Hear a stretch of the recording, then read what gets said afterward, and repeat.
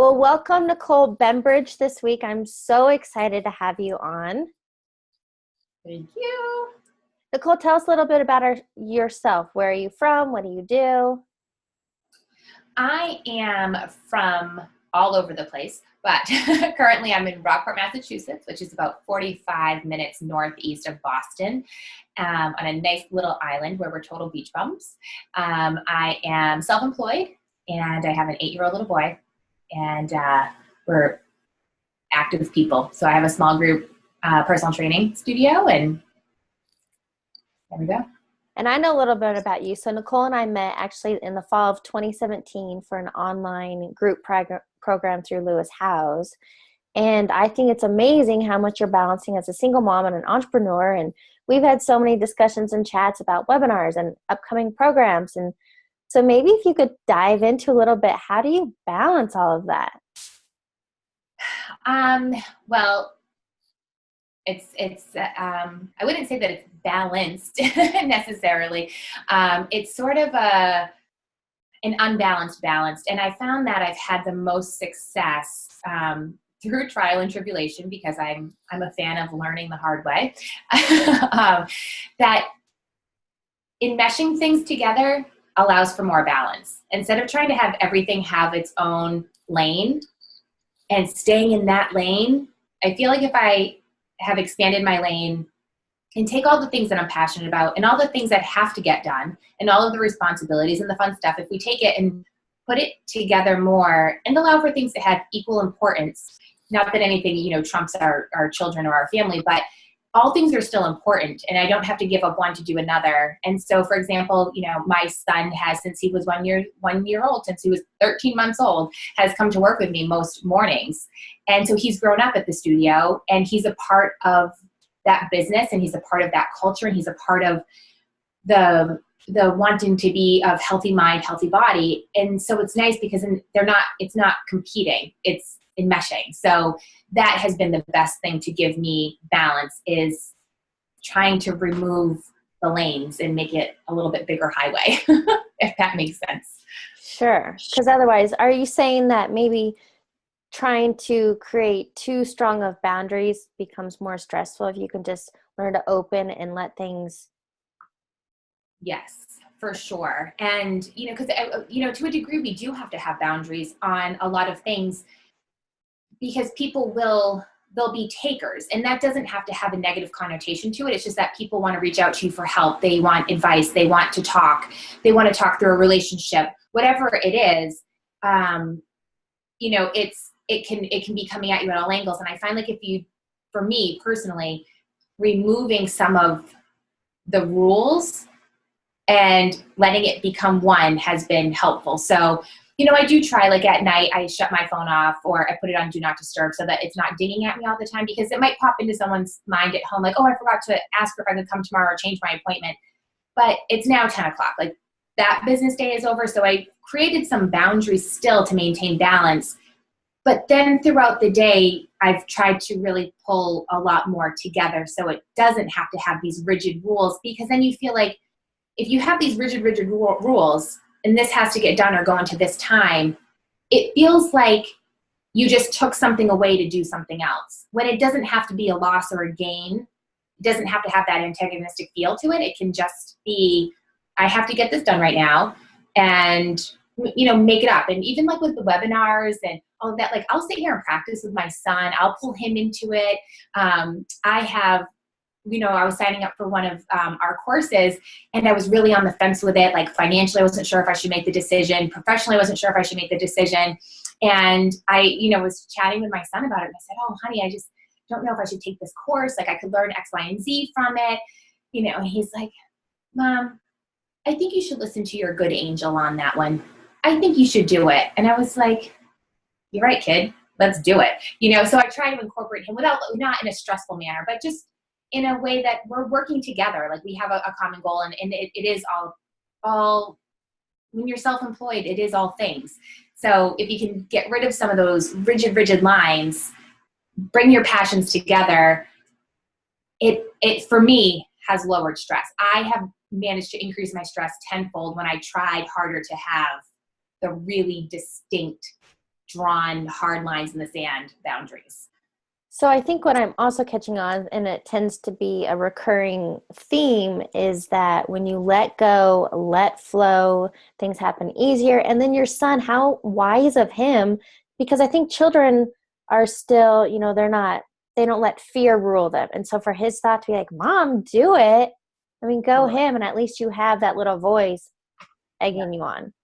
And they're authentic, when Yeah. a child speaks, it's really just their feeling. It's like their authentic, true North Star that's speaking. There's not an agenda. There's not, oh, will this take away something from me? It's such a giving opinion. And I'm glad for that. And that's one of the reasons too, I do have him involved with some of our stuff, whether it's like videoing a little workout of us together. Because I never want him to feel like if there is a day that I do have to do more work while he's home, like a school vacation or a half day or a snow day, like I still have to get these responsibilities done. I never want him feeling like something was chosen over him. And I also don't want the actuality of, because I didn't do this work, this was the ramification of that affected our family. So to have them both be together and have him start to develop and understand and bring the two worlds together is very helpful. But anytime he does say anything, it's just such an authentic, real little voice of reason. Right. I'm like, yay. So I want to dive in a little more about you're in the fitness industry, and something you told me previously is that I asked you, like, why do you do what you do? And you told me that helping others discover their true strength is something you're super passionate about.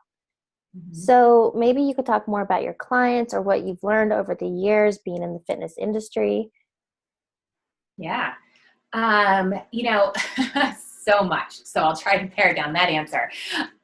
There is, well, we know after we have to start adulting and responsibilities begin, we so often are the first person to give up on ourselves. And I knew I wanted to do fitness. Well, I can't totally, that's not an entirely true story. I knew I didn't want to be sitting at a desk, and I didn't want to be in an office. So I knew I needed to be doing something that's active, that's just who I am, to my nature. And I love seeing people succeed and be their best. But what I was realizing as I was doing this was there's so much more mind game in it than we think. And yes, you could show up every single day for your workout and not get any of the results that you were hoping for, because there's all of these things going on. And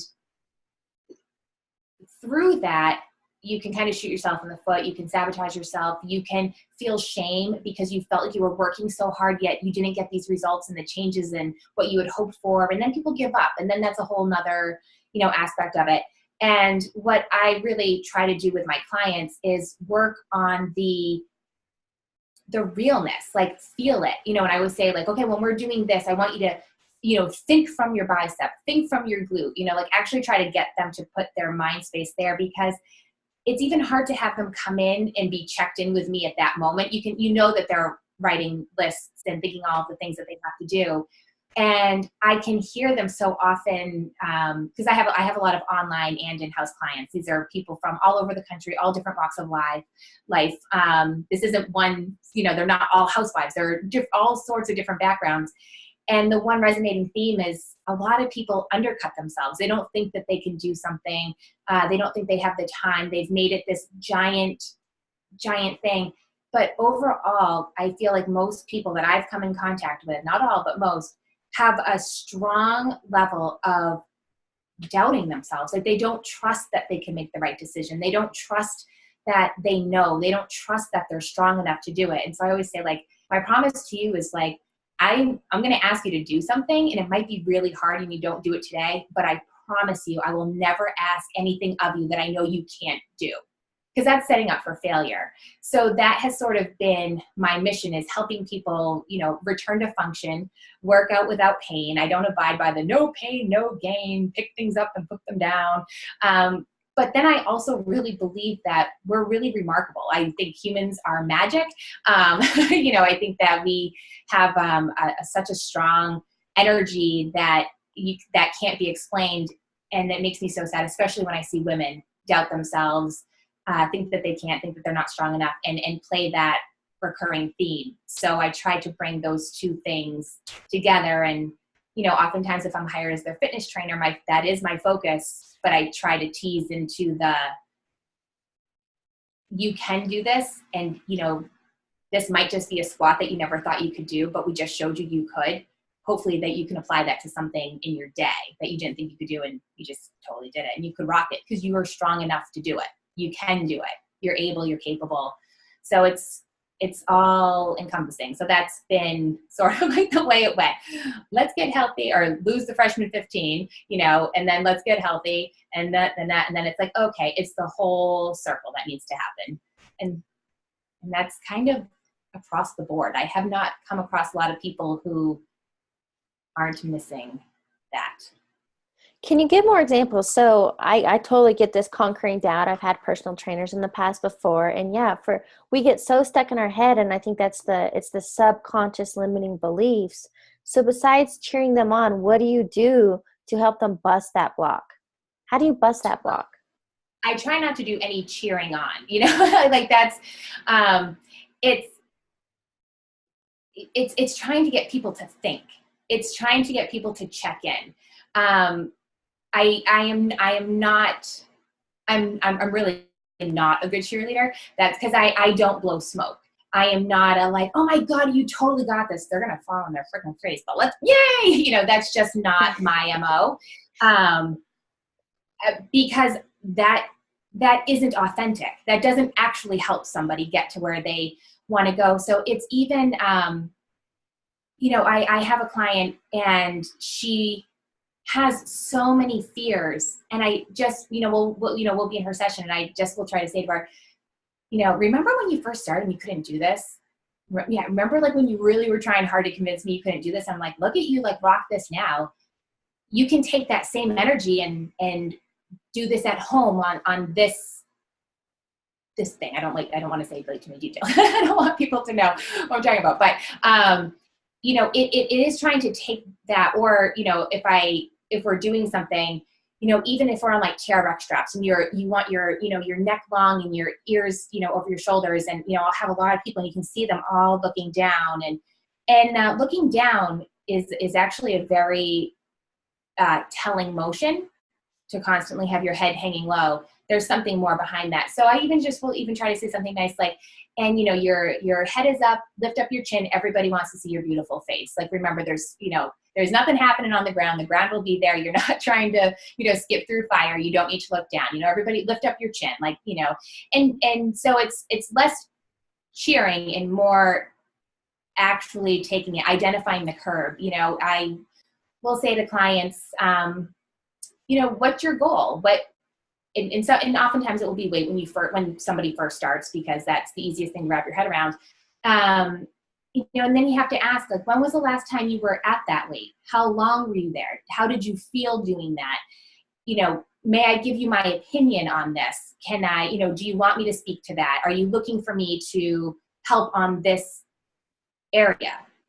But you have to ask that permission to kind of dive into it. But when you get it, you do have to help them do it. But you have to know your audience and what they're struggling with and how it's going. So asking questions and learning about them, and if they're in a happy marriage, and all of those things come out. And the more you outline what's actually going on, the better you can help someone. Because I know that there are people who are really struggling at home, and I'm never going to get them to check in all the way to that workout. But the fact that they're there means that they gave themselves a little bit of priority for that day.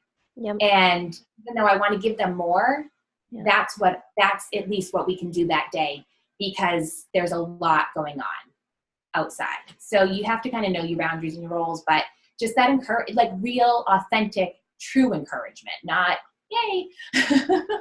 I think one of my favorite quotes is, the only bad workout is the one you didn't do. So at least showing up. Even last night I wasn't really feeling it, but my day got away from me, and I didn't go to the gym till after 7 p.m., which is the last time slot I want to go. And I went, and, maybe it wasn't my best workout, but at least I did something. And I think daily physical activity is just something, right? Yep. Yeah. And for a lot of people, it is that, and for others, it's just like everyone just being so different. Um, some people really will come in and they'll really beat themselves up if they didn't like crush it or if they felt tired or weak that day. And I just say, like, you made it, you did it, you didn't cancel. You still showed up and you still brought it. Like, not everyone has awesome days every single day. Wouldn't it be great? I mean, think what we would be if every day was awesome.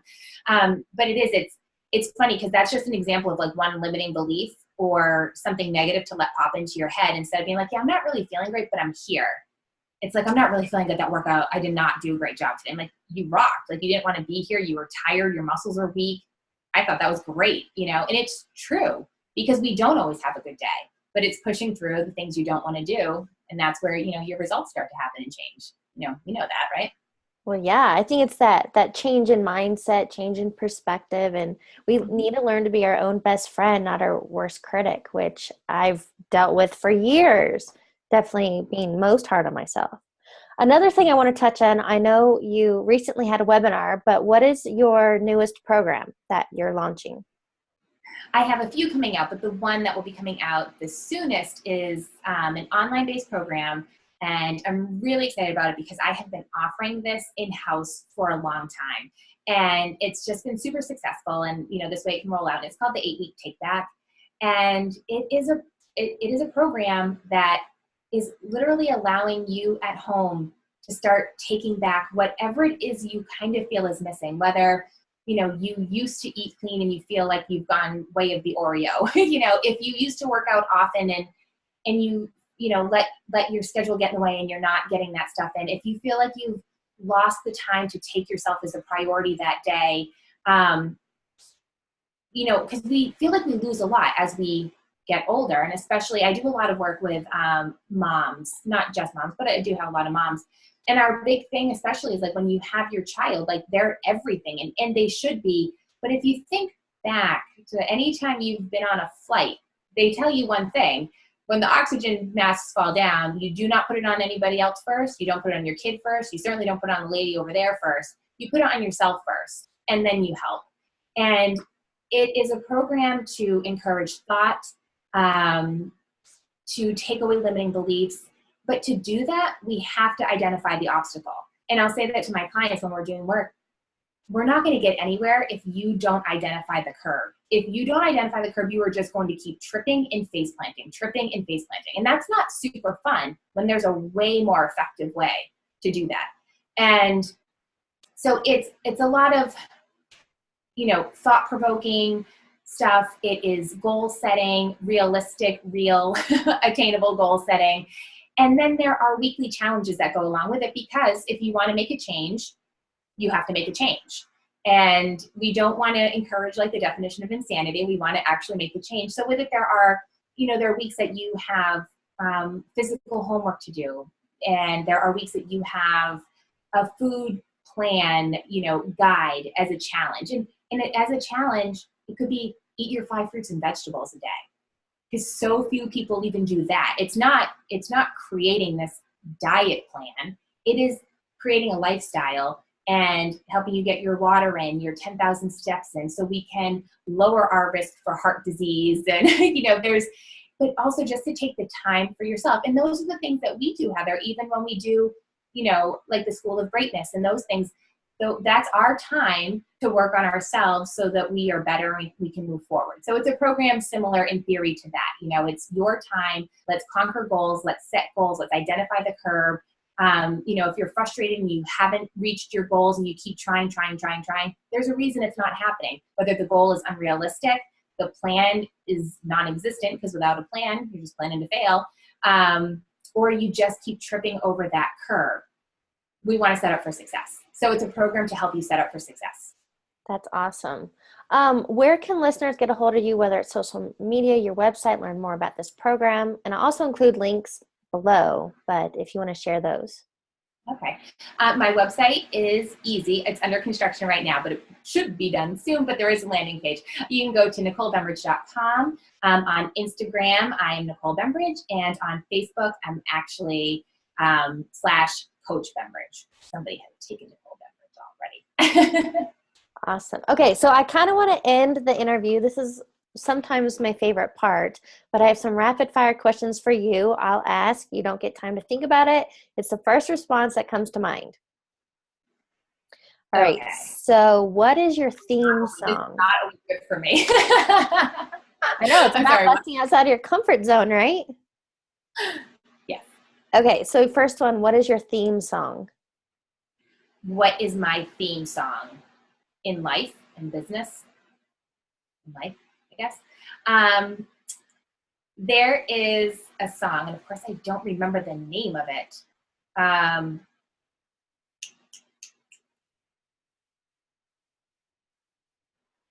What gets you up and going? Survivor. It's about being a survivor. It's a good like pump up song. And then the woman who passed away Destiny's from Child? what is it? Destiny's Child? No, that is one that I spin to when I'm doing cancer fundraisers. Though it will come to me. Hold on. I am like coming off of NyQuil from last night, so I could be half in the bag. No, I'm just kidding, but maybe. Okay. We'll let you think about it. What is one word you would use to describe you?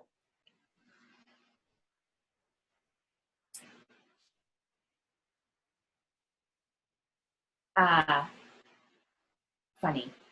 Survivor. Okay. How do you define fear? How do I define fear?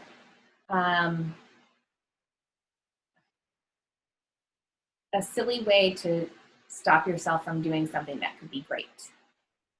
Well, I've not heard that before. That was good.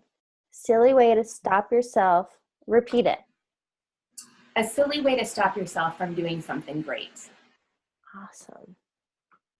All right, the final one. What is a favorite motto or quote that motivates you? Ooh, I have a lot. I do very much love the